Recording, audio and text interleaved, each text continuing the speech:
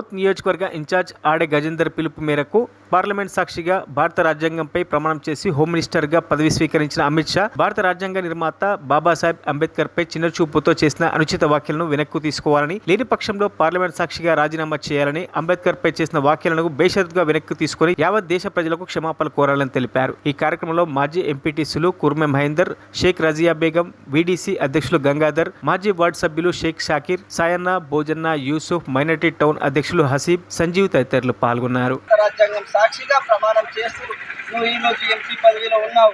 అదే రాజ్యాంగం సాక్షిగా నువ్వు మంత్రిగా ప్రమాణ స్వీకారం చేసి అదే పార్లమెంట్ సాక్షిగా ఈరోజు నువ్వు అంబేద్కర్ని అవమానించడం జరిగింది.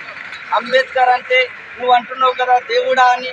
ఎస్, ఇప్పటికీ కూడా బడుగు బలహీన వర్గాలకి అంబేద్కర్ దేవుడితో సమానం.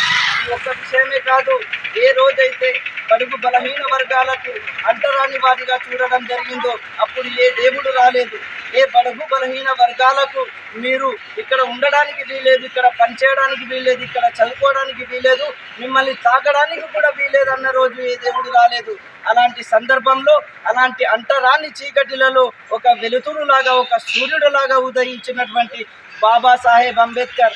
అంబేద్కర్ అంటే ఒక సూర్యుడు, అంబేద్కర్ అంటే ఒక వెలుగు, అంబేద్కర్ అంటే ఒక దివ్య జ్ఞానంతో సమానం.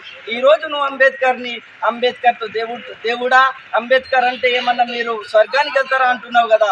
నిజమే, మేము స్వర్గానికి వెళ్తామో లేదో తెలియదు, కానీ అంబేద్కర్ ఉండడం వల్లనే ఈరోజు నువ్వు పార్లమెంట్లో ఉండగలిగినావు. అంబేద్కర్ ఉండడం వల్లనే ఈరోజు మేము మాట్లాడగలుగుతున్నాం.